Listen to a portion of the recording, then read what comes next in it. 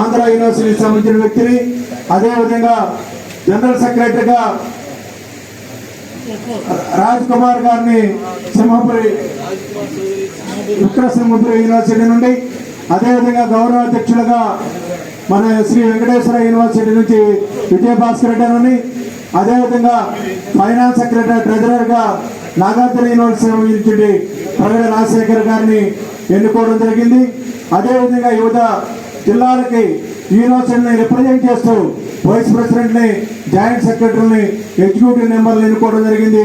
గత ప్రభుత్వంలో మాకు జరిగినటువంటి అన్యాయాన్ని మేము నిలదీస్తూ జరిగిన పోరాటంలో వచ్చినటువంటి మార్పులో కొత్త ప్రభుత్వంలో ఫీజు రీయింబర్స్మెంట్ విధానాన్ని అమలుపరిచినందుకు రాష్ట్రం మొత్తం మీద ఈరోజు జరిగినటువంటి మహాసభ మొట్టమొదటిగా రాష్ట్ర ముఖ్యమంత్రి గారికి, రాష్ట్ర విద్యాశాఖ మంత్రి గారికి కృతజ్ఞతలు తెలియజేయడం జరిగింది.